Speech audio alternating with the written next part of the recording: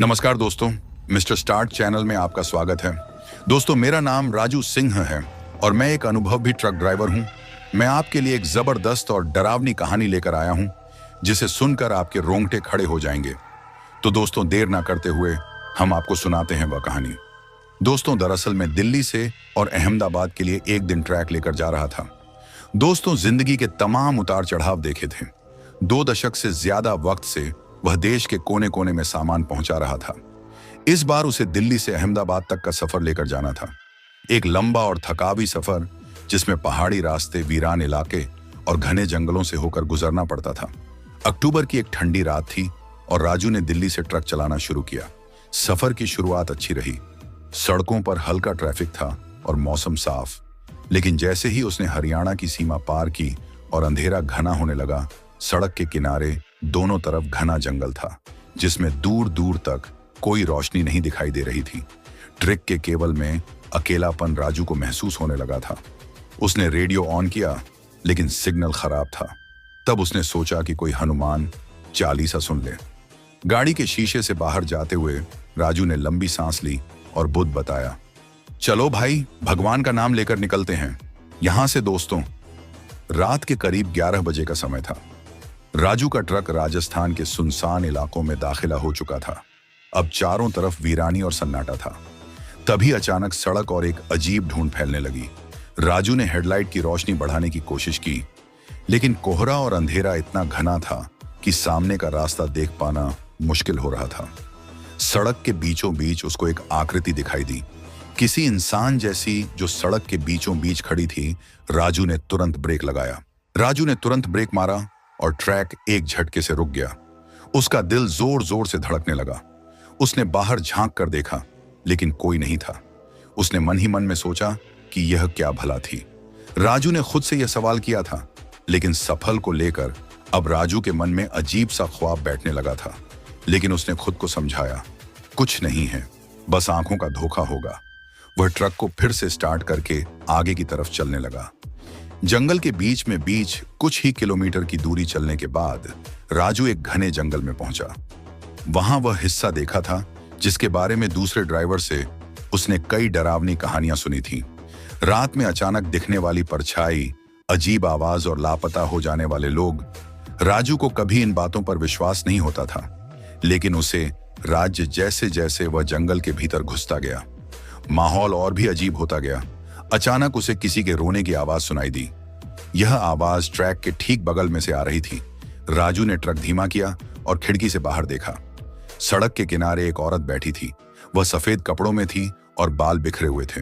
राजू ने गाड़ी रोकी और उसे आवाज दी, ये बहन क्या है? क्या हुआ इस वक्त? यहां क्या कर रही हो? लेकिन उसे औरत ने कोई जवाब नहीं दिया। उसके सर से खून बह रहा था और वह सुसक सुसक कर रो रही थी। राजू के रोंगटे खड़े हो गए। कुछ समझ नहीं आया तो उसने ट्रक का गियर बदला और गाड़ी को तेजी से आगे की ओर बढ़ा लिया। लेकिन जैसे ही वह 50-60 किलोमीटर आगे बढ़ा, वही औरत अचानक सड़क के बीच में खड़ी दिखाई दी। राजू ने ब्रेक मारकर गाड़ी रोक, पसीने से तातार भीतर हो चुका था। राजू वह खुद से गुदगुदाया, एक कैसी मुसीबत है, मैंने ऐसे पीछे छोड़ दिया था और अब ये आगे कैसे आ गई। अब उसे औरत का चेहरा साफ दिखाई दे रहा था। उसकी आंखें लाल थीं और वह राजू की तरफ घूर घूर कर देख रही थी। अचानक उसने चीखना शुरू कर दिया। ठीक इतनी भयानक थी कि राजू के कान सुन्न हो गए। उसने घबराकर आंखें बंद करनी और हनुमान जी का नाम जपने लगा। जब उसने आंखें खोली तो वह औरत गायब हो चुकी थी। राजू ने फिर से ट्रक चलाने की कोशिश की, लेकिन इंजन ने जवाब दे दिया था। ट्रक भी जंगल में ठप हो चुका था। राजू ने फोन उठाया, लेकिन नेटवर्क नहीं था। उसने केबिन में रखी टॉर्च निकाली और ट्रक से नीचे उतरकर इंजन चेक करने की सोची। जैसे ही वह ट्रक से उतरा, उसे किसी के कदमों की आहट सुनाई दी, मानो कोई उसके ट्रैक के चारों तरफ चक्कर लगा रहा हो। उसने टॉर्च की रोशनी से इधर उधर देखा, लेकिन कुछ नहीं दिखाई नहीं दिया। तभी पीछे से किसी ने उसके कंधे पर हाथ रख दिया। राजू ने घबराकर पलट कर देखा, लेकिन वहां कोई नहीं था। डर के मारे उसके पैर कांपने लगे थे। वह जल्दी से ट्रक में वापस चढ़ा और दरवाजे बंद कर लिया। उसने हनुमान चालीसा का पाठ शुरू कर दिया। तभी अचानक ट्रक का इंजन अपने आप चालू हो गया। राजू ने बिना समय गाड़ी को तेजी से आगे बढ़ा दिया। कुछ देर बाद राजू को सड़क के किनारे एक ढाबा नजर आया। उसे लगा कि थोड़ी देर रुककर चाय पी लेना सही रहेगा ताकि वह अपने आप को संभाल सके। वह ट्रक से उतरा और ढाबे की तरफ बढ़ा। ढाबा सुनसान था, लेकिन एक बूढ़ा आदमी चूल्हे के पास बैठा हुआ था। राजू ने उससे पूछा, बाबा, यहां कोई चाय मिलेगी? बूढ़े ने बिना उसकी तरफ देखे कहा, हाँ, बैठो, मैं बनाता हूं। राजू ने चाय का इंतजार करते हुए इधर उधर नजर दौड़ाई। तभी उसकी नजर दीवार पर टंगी एक पुरानी तस्वीर पर पड़ी। तस्वीर में वही औरत थी जिसे उसने सड़क पर देखा था। राजू के हाथ पांव ठंडे पड़ गए। उसने घबराकर बूढ़े से पूछा, यह तस्वीर किसकी है? बूढ़े ने शांत स्वर में जवाब दिया, यह मेरी बेटी थी। कई साल पहले एक एक्सीडेंट में उसकी मौत हो गई थी। लोग कहते हैं कि उसकी आत्मा अब भी इस रास्ते पर भटकती है। राजू ने चाय पीने के बाद ढाबे से निकलना ही बेहतर समझा। वह जल्दी जल्दी ट्रक में वापस चढ़ा और गाड़ी को स्टार्ट करके अहमदाबाद की ओर बढ़ा। लेकिन उसके मन में एक सवाल गूंज रहा था, क्या वह वाकई उस औरत की आत्मा से मिला था या यह सब उसका वहम था? जैसे जैसे ट्रक अहमदाबाद की ओर बढ़ रहा था, राजू को लग रहा था कि कोई उसे लगातार देख रहा है।